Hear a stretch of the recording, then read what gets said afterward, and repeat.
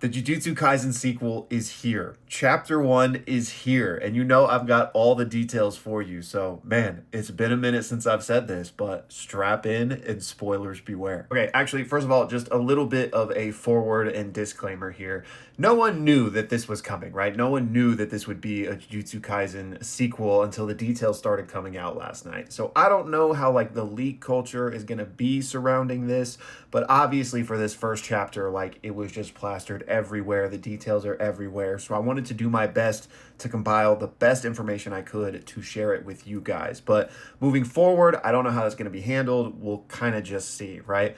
But also on that note, since this is all just coming out very fresh and it is the very first chapter, there obviously isn't like fan art I can show. I will not be showing panels at all, but you know, that's not new for anybody who's familiar with the channel.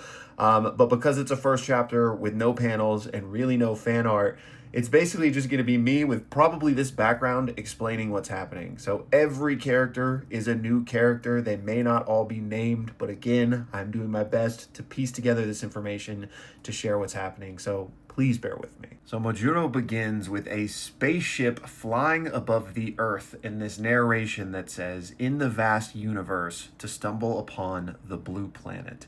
And then we have what is like apparently a ship's log, like a captain's log that says, "Upper atmosphere, year 2086, above Nevada, altitude 30,000 meters up. An extraterrestrial life form calling itself a Simuria alien appeared together with the mothership Nonax, carrying about 50,000 people, requesting protection as refugees." We then cut to inside the spaceship where we see three characters, two of which are standing, one is sitting. The first one standing is this one right here, except instead of that bandage, they have a third eye on their forehead. And standing next to them is what appears to be Tengen, like Tengen from Jujutsu Kaisen. Now, it's just a small silhouette, so we don't know for sure, but that is eerily similar to what Tengen looks like. And then the third person, the one sitting down in the center of the room, is very much giving like captain of the ship vibes, but at the very least, like authority figure vibes. And that captain says, "Japan." So that's how it is. Wasn't the country with the greatest power on this planet supposed to be America? And then this character says, "That's right. However, America says that all of the diplomatic negotiations happen through Japan." And then this character thinks for a bit and then says, "Okay, I see. I understand." And then the captain says, "Did you figure something out?" And then this character says, "It seems perhaps close to us, there appears to be a race in Japan that possesses power similar to ours."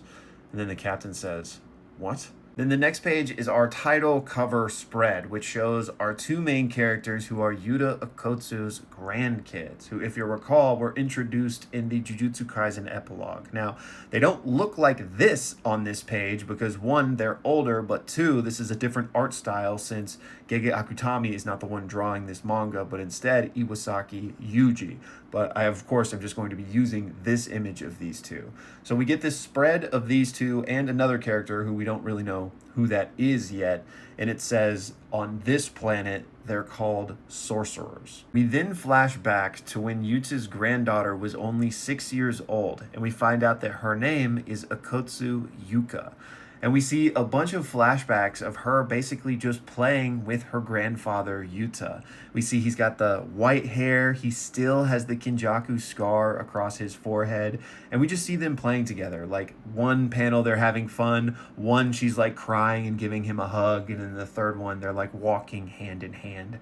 And we see a voice off screen say, "Yuka really is grandpa's little girl, huh?" Then we see this elderly Yuta give his ring to Yuka, give Rika's ring to her, like on a necklace. And he says, "This ring, Yuka, I want you to keep it safe." And Yuka says, "It's okay if I have it?" And Yuta says, "Well, you wanted it, didn't you?" And Yuka says, "But this is yours, Grandpa."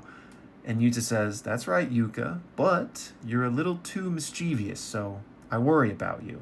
So until you become a fine sorcerer, this ring will watch over you. So do your best." And Yuka says, I'll do my best. We then flash forward 4 years to when Yuka was 10 years old. And here we see her at a funeral, leaned over a casket, just sobbing. And then we have a couple of off-screen voices. One says, ever since Grandma Maki passed away, she's been losing more and more of her spirit. And then another voice says, Gota-san, it's not just Yuka. No one ever thought Maki would be the one to pass away first. And then Yuka says, I'll become strong, just like you. Then transition to Yuka speaking with an older woman. Perhaps it's her mom, but really we don't know. So this woman says, give the ring back. And Yuka says, what? Why? And the woman says, from now on, this ring will be held by your brother. And Yuka says, no way, I got this from Grandpa. And the woman says, this ring is a cursed object registered by the Gojo family's forbidden vault. You have no rights to it. This ring is truly meant for your older brother, Akotsu Surugi. And Yuka, we then kind of transition to Yuka like walking down the hallway screaming, big brother, give it back. That is Grandpa and my ring. We then see her brother for the first time in this flashback, and he gets introduced as Akotsu Surugi, 11 years old. And he says, I don't care. This isn't something I decided. And Yuka says, then just give it back. And yet she remembers how that other woman said, the ring is truly meant for your brother. So then she just starts to cry. And then we kind of get this quick flash forward of her like training in karate attire. And she's thinking to herself, I'll become strong. I'll make everyone acknowledge that that ring is meant for me. We then transition to a new scene where we see an adult man sitting on a couch and a young child sitting on the floor, the kid playing a video game. And in fact, it's one of these old school games where you have like the toy gun and you shoot at the screen. So the adult says, do kids these days still play these types of retro games? I guess girls don't play them that much. Kime-kun, are you any good at it? So the kid's name is Kime. And Kime says, not at all. At my place, I can only play games for an hour a day. But my friends at their houses, they can play all day on the weekends without getting scolded. And they spend tons of money on the in-game purchases. Honestly, my parents are seriously overbearing. I can only watch 30 minutes of videos a day, and it's only manganimist. And then they die in the video game. And the adult says, is this a game that kids around your age are supposed to play? And Kime says, why? And the adult says, because people are dying in it, right? It's dark and cruel. And Kime says, it's fine, right? It's just a game. And the adult says, yeah, if it's normal, then I guess it's fine. And Kime says, yeah. And then the adult ominously says, if it's normal, you wouldn't complain if it happened to you, right? The scene then transitions to a rooftop where we see 4 characters, 2 of which are Yuta's grandkids. We have Yuka, who is now 16 years old, and her brother, Surugi, who is 17 years old. With them, we have a man in a suit that seems to be the guy in charge. I don't know his name yet, so we're just going to call him Suit. And then the 4th and final character is this alien from the beginning, at least presumably. It's a character that looks exactly like that. So the Suit says, the abduction issue of Japanese citizens as an energy resource is still very serious. Even the slightest impurity is fine. Just search the site in person and report back any information you obtain to the higher-ups. Right now, in Kyoto, child abduction cases are occurring frequently. The national police can't get a handle on them. It's likely that curses are involved. The Suit then introduces this character by saying the investigator's name is Maruru Varvru Yelviri. Like, y'all forgive me on that one. But he says, Maru is fine. And Yuka says, a foreign sorcerer? How unusual. And Maru says, is that so? And Yuka says, cursed energy is unique to Japanese people. Since it comes from negative energy, sources inevitably only appear in Japan. Yuka then continues and says, of course, there are exceptions, like you. And Maru says, I see. So the abduction of Japanese citizens is aimed at their cursed energy. And the Suit says, in human trafficking, Japanese people are highly valued and traded at high prices. Then Surugi says, wait a minute, does this guy not even know that? Like, I'm too worried to have him come on the mission if he doesn't know these basic things. And Yuka says, this isn't some major cursed task, it's just an investigation, right? Isn't it fine? We're not going up against a curse user. And Maru says, curse user? Tsurugi and Yuka are just having like a full-blown argument now. And Suguri says, we're talking about not knowing what could happen, Yuka. You don't have to state the obvious. Understand the nuance here. And Maru chimes in again. He's like, curse user? Jujutsu? And Yuka says, idiot, excuse me, even so, I'm saying it's fine. If he gets in the way, we'll just leave him behind. And Maru says, what does jujutsu mean? And Tsurugi says, in a situation where he'd be in the way, he'll just stay safe. Can you stay safe? Yuka, just think before you speak, idiot. And Maru says, hey. And Tsurugi says, jujutsu, it means sorcerer. And Yuka says, if you keep being noisy, I'm gonna leave you behind. And Maru says, how barbaric. And the guy in the suit says, Maru came to observe and inspect what Japanese sorcerers are like, representing the signatory countries. And Suguri says, huh? From where? And Yuka says, since the security treaty, inspections happen occasionally, as Usami-san mentioned before. Usami? Maru says, I'll see for myself who you really are. And then there's this like think back to the line of humans on Earth who have the same abilities as us are called sorcerers. Maru then says, I'll just say this from the start. No matter what happens, don't rely on me. I've been ordered to not interfere. And Yuka says, well then let's just leave him behind. And Suguri says, yeah, you've just become a nuisance. And the two of them sprint away from him. And he says, what? And Yuka says, acting all high and mighty really pisses me off. And Suguri says, I'm not some kind of state guest. So the two of them dart off and leave Maru alone. And so he just sits there like in the middle of the street by himself and like hangs his head. We then see that Yuka reapproaches him like with some food. And she says, don't cry over something like this. It makes me look like the bad guy. And Maru says, you don't think you did anything wrong? And Yuka says, what? And she kind of hands him some food, and he looks at it and he goes, delicious. This is so hot, so good. And then Yuka, I think making a joke about him crying or being sad earlier, says, yeah, crying over something like this, ridiculous. Takoyaki in Kansai is like this everywhere. And the shopkeeper who sold the food is like, hey, I can hear you. And Maru says, it's like this everywhere? And Yuka says, well, Osaka aside, this is Kyoto, so I get it. Maru then says, so it's a national thing then. And Yuka says, you'll pay me back later, okay? And Maru like doesn't get it. He's like, wait, I'm sorry, what? You mean I have to give you this back? And then it's just kind of like a quick transition in the same thing away from that joke. And Maru says, so you and Tsurugi are really siblings, huh? You guys don't look the same, and you're also seemingly on bad terms. And Yuka says, well, it's because he took a precious treasure of mine, but he didn't steal it. And Maru says, what's that? And Yuka says, it was my grandpa's ring, and the one that's hanging around his neck. It's a valuable cursed object owned by the Gojo family, so it's supposed to be held by a sorcerer more skilled than most. Originally, it was with my parents, then suddenly my older brother was told to take it instead of me. And Maru says, is Suguri really that amazing of a sorcerer? And Yuka says, not really. Usami-san also said that the two of us are about equal, so there's nothing special behind him just being a year older than me.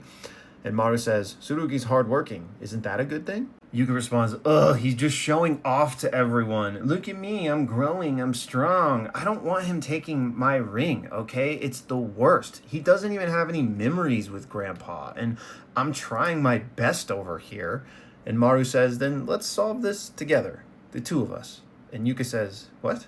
And Maru says, actually, I think you want to show off how amazing you really are. And since we're investigators, if the two of us do it, it'll be effectively like you completed the mission alone, without your brother. And Yuka says, no, normally acting on your own like that is forbidden in this field. And Maru says, I see. Yuka then says, I never said I wouldn't do it, though. But Maru, you won't get involved in the mission, right? I'll be able to do this by myself.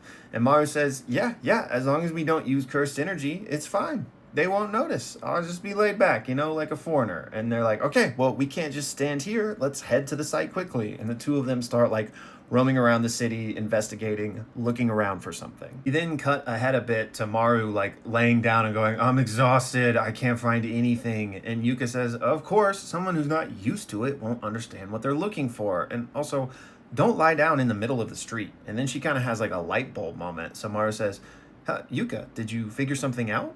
And Yuka says, Maru, which way do you want to go on this street? And he says, right. And she goes, then left. And she goes, then straight. Why are you asking me? Yuka then says, okay, here we go. And Maru says, this is what you were writing down earlier, right? You were predicting the route I was going to choose. And you got every single one right? Is this really the time to be playing around? And Yuka says, I'll explain it, so just, shut up. And she says, the earlier paths, they're physically guided by line of sight and cursed energy. If someone is walking without a purpose, or a curious child moves out of curiosity, the sorcerer can lead them exactly where they want along the path. And Maru says, could it be? And Yuka says, the activation condition for the barrier technique, a barrier that traps anyone who follows a predetermined path. And Maru says, perfect for quietly abducting children. Unforgivable, but this is amazing. Yuka, with this, everyone will finally see how impressive you are. Okay, very quickly as an aside, I want to do like some story time cleanup here. So essentially what has happened is Yuta's grandkids are like sorcerers, right? They're like investigating these kidnappings of kids that are apparently taking place. And they have been put on this mission with Maru, who is posing, I guess, as some sort of like foreign dignitary who's overseeing what's going on here. I'm assuming they don't really understand that he's an alien, right? So Yuta's grandkids basically immediately leave him behind. They're like, hey, we don't need you. We're going to do this without you. So he gets really sad, but then eventually Yuka comes back around and is like, hey, dude, don't cry. You're making me feel bad. So then the two of them decide to investigate this together. They go around town until Yuka eventually has this, Sherlock Holmes moment of figuring out how these kids are being abducted. They're basically being led by like cursed energy subconsciously to activate certain barrier conditions. So that's where we are right now. So jumping back to it, Maru had just said, you are so impressive. And Yuka says, no, even a passerby could have figured this out if they had good instincts. And then Surugi shows back up and he says, hey. And Maru says, whoa, Surugi. And he says, where have you guys been? You've been slacking off. And Maru says, don't you remember leaving me behind? And Surugi says, you noticed, right? That this barrier, if you follow the path, you're led along and you'll eventually get caught. And Maru says, you noticed too? And Surugi says, huh? I'll grab some tools. Wait a minute. And then Maru looks at Yuka and says, I'm sorry. And Yuka says, no, it's not your fault. Yuka then looks at Maru and can tell he's like looking dejected. And she says, are you okay? Like, you seem to be worrying a lot. And Maru says, well, I have a brother too, a twin brother. And Yuka says, twins? And Maru says, we aren't close at all though. I've tried to make up with him many times, but it doesn't work. And Yuka says, well, what was the reason that you guys fought? And Maru says, nothing particular. Apparently he just got frustrated because I'm hopeless. And Yuka says, it's a little sad that I can kind of understand that. And Maru says, it's painful not being able to understand my brother, and it's painful not being understood by him. Just thinking that this pain will continue forever makes it even harder. I think it would be tough if someone ended up like me, so I wanted to help solve your problem with your brother so that y'all could get along. Yuka says, listen, just because things aren't going well for you, don't force your idea of the ideal sibling relationship on us, okay? Besides, this is probably just a natural thing with siblings anyway. And Maru says, can't you be a little easier with your words? And Yuka says, as long as I get the ring back, I don't care about my brother at all. And then Suguri comes back and says, if our prediction is correct, then the start of the path is right here. And the report is done, so let's block these paths off so nobody else gets caught. So they get this caution tape and begin blocking off these sections that are part of this barrier technique that's capturing kids. And eventually Suguru says, even if we don't block everything, the conditions for the barrier technique probably won't be able to be met anymore. And it's at that moment that we see like this young kid kind of duck under some of the construction tape and basically like sprint down this alleyway. And Yuka is like, hey, is this enough? And then sees this happening. It's like, hey, wait, no, kid. This kid then turns his head to see what she's yelling at him about. But as he does that, these two monstrous hands appear out of the shadows behind him and grasp him up and then all just disappear. And all three of them are like, whoa, he's gone. And Tsurugi says, damn it. To incorporate spatial teleportation into a barrier technique like that, the opponent must be a very high-level curse user. But still, we've made it this far, following the path exactly. Maru, Yuka, I'm gonna continue chasing that kid down. You two report the details of this to Usami-san via SMS. And Yuka says, no, I'm going with you. And Suguru says, no. And Yuka says, why? But Tsurugi doesn't respond. He's already gone. He darts down the hallway and gets teleported away, except his sword does not teleport with him. It just falls to the ground. And Maru is like, wait, what just happened? Why did he go through but not his sword? Is it because it's a cursed tool? And Yuka says, yeah, it must be that barrier rejects anything with a certain level of cursed energy so that they aren't attacked by surprise. And Maru says, but wait, Tsurugi is a sorcerer, right? And Yuka says, my brother has a special constitution. He's a sorcerer without cursed energy, so he fights using cursed tools. He's heavily restricted. And Maru says, that's not good. I want to help the child. And Yuka says, the hunter becomes the hunted. And Maru says, is this really the time to be saying that? And Yuka says, calm down. But Maru doesn't calm down. In fact, he gets angry and starts yelling at her. And he goes, you know what? I don't care if I completely embarrass myself or make a fool of myself. It's painful to have this type of relationship with your brother, and I will never give up on my brother. So Yuka, you can't give up on yours either. And Yuka just kind of sits there with a stern face, and she goes, fine, I'm gonna hit him. And Maru says, well, then let's go. Then cut back to that room from earlier where the adult and the kid were playing that video game, except now Tsurugi is also in this room and that little kid is no longer there. But the adult says, Kyoto, you see, the streets are in a grid pattern. So with my barrier technique, the compatibility was really good, wasn't it? And Tsurugi says, even so, would a real sorcerer do this in the heartland of sorcery? At a technical college, no less? What a foolish mistake. And the adult says, you know, technically speaking, the only fool here is you. And Tsurugi says, teleportation and restraint come as a set. So basically him going down that hallway forced him into this, like, binding. The stranger then says, also, I'm ending the human trafficking business. You're a sorcerer, so I'm sure you've heard of it. And Tsurugi says, what? Heard of what? And he goes, you don't know? Seriously? And Tsurugi says, just come on, say it. And the stranger says, aliens have come. 40 of them. And Tsurugi is like, okay, dude. Were they the big brain types, or are they the types that are going to, like, transport radio waves into my brain? And the stranger is like, okay, it's true.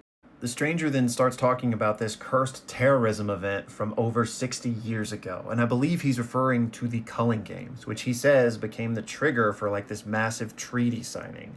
And he says the remarkable sorcerers who were able to stop that back in the day, people like Satoru Gojo and Yuji Itadori, and we get this flashback panel that shows the backs of Gojo, Yuji, Yuta, and the stranger says, are those people in Japan now? The stranger continues and says, no, they're not. So in the end, the plan is to sell you off and make one last profit.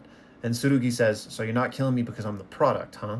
I wonder how much I'll fetch. And are you selling me as a set with that kid from earlier? The stranger says, the kids are already packed up. Your cursed energy seems weak, but since you're a sorcerer, you'll be put up for auction. Honestly, I was fed up. Your cursed energy is filthy, you have no imagination, and your way of speaking is irritating. As the stranger is saying this, we get this horrific panel of the kids, like, vacuum sealed away in these bags. I can't tell if they're still alive or not, but they're all been, like, nicely pre-packaged and organized. And Tsurugi responds and says, I'm irritating, it's because we're on the same level, huh? Adults who can't work properly are pathetic. The kids are still better because at least they have some charm. And the stranger comes and kicks him across the face and says, the more I talk to kids, the more I dislike them. So after he kicks him, Tsurugi tries to maintain his composure, and then the stranger keeps hitting him and says, you're putting on a brave front, huh? Well, let me tell you something. This is the old city district, left abandoned because before that treaty was signed, the Supernatural Fund didn't exist, and there was no budget to renovate this infrastructure. So you can scream as loud as you want. No one's coming to help you. Then right at that moment, the, like, huge steel door to this place comes blasting off its hinges towards them. And we see Yuka and Maru standing in the doorway. And we get this flashback of those two from a little bit earlier where Maru says, you and Tsurugi are blood-relating siblings, right? And Yuka says, yeah. And Maru says, from now on, Yuka and the world will harmonize with my curse technique. Seeking balance, my curse technique will find a person who can be in harmony with Yuka. Maru says, in other words, it should help us find Tsurugi. And Yuka says, is it safe to use it? And Maru says, at this level, you won't get caught. And then we cut back to the present where the two of them have broken in this facility. And Surugi says, you should give up now. And Maru says, return the kids. Yuka says, big brother, I challenge you. And Suguri and Maru are like, wait, what? But it's too late. Yuka just starts charging at her brother and throwing a flurry of blows at him. And he immediately just starts dodging and weaving and blocking them where he can until he swings on his sister and puts her down with one blow. Again, this kid is heavenly restricted. So Yuka kneels on the ground and she's starting to cry and she goes, I knew it. I knew it. You always try your best. You've been working so hard. You're really strong, so strong. And she flashes back to her brother training with like these massive weights. Again, heavenly restricted. And so she kind of gathers herself, gets up, and then points at the stranger, the bad guy, and says, give it up already. Tsurugi says, wait, what the hell? What was that just now? But then Yuka doesn't respond and just says, curse technique, canine jaw strike. And she readies her hands and cursed energy starts flowing around them. We then see that she charges at the stranger and strikes him, but he blocks it. And yet there are like these gash marks left on his hands anyway. And he thinks to himself, manifested fist imbued with cursed energy traits. But then the stranger instantly teleports behind Yuka. And she thinks to herself, in an instant, he went behind me. He's using the same barrier technique he's using for the kidnappings in this room. It's been set up. And Tsurugi goes, ugh, how annoying. Maru, please hand me my sword. And then the stranger says, what's that sound? And we see that Suguri is like charging up something within his sword. All of these sparks are flying off of it. And we get the reveal that this is the cursed tool Fire Knight art. And sparks generated within the scabbard are then applied to the blade of the sword. The scene then just cuts to where we see Suguri sitting on the ground with his sword next to his sister. And he just says, you've gotten really strong, huh? I'm gonna work even harder so I can get that ring back to you sooner. We then flash back to when Suguri was 7 years old and we see him training with Maki using like a training sword. And Maki says, the real sword is similar to me. And Suguri says, really? And Maki says, losing something can become strength, but that's a double-edged sword, so be careful. Preserving things is also important. Don't neglect that. So I think there's something a little bit lost in translation here for her saying the real sword is similar to me. But ultimately, the emotion being conveyed here is that, you know, just because you lose something doesn't mean it has to make you weak. And in fact, it can make you strong. But don't take that to the extreme because preserving things is also important. We then, in this same flashback, cut to the moment where Yuta gives the ring to Yuka. So we see that same scene play out. And then Tsurugi is like, oh, I want a ring too. But Maki tells him, oh, that ring is a protective charm for your sister. You don't really need it because you're so strong. We then flash forward to when Tsurugi is 11 years old, and we see that same woman from the beginning of the chapter tell him, you're going to keep the ring starting from today. And he says, why? And she says, because you're the one who truly needs it. And Tsurugi says, no, I don't need it. And the woman says, this is the decision of the Gojo family. Your will does not matter. You then see this 11-year-old Tsurugi just running away crying, and he's thinking to himself, but I was trained by grandma. They said I didn't need the ring. I'll just get stronger, just as they said. I don't need the ring. I'll make grandma say that even her grandson can do it. Until then, Yuka, please wait for me. We then cut back to the present, where again, Tsurugi has just told his sister how strong he is and how he's going to train to get that ring back to her sooner. And then he just says, that's it. And Yuka says, what do you mean? And then the stranger, who we see has been tied up on the ground, says, are you all idiots? And Tsurugi says, not really. And he says, all of you are idiots. Just drop dead already. And then we see like all of these shadows start to pour out of him and surround the room. Essentially what's happening is he is activating this teleportation sorcery that he has been using this whole chapter to abduct the kids and to teleport around. He set it up in this whole room so that he can teleport himself and the kids out of here. So both of them react to that. And they're like, damn, the technique is here too. And Yuka's like, he's going to teleport the kids. And the guy out loud says, the buyer's already been decided. However, it's at this point that Maru's third eye on his forehead starts to open, and we get this full page panel of him just like mean mugging straight at this guy, and he just falls unconscious.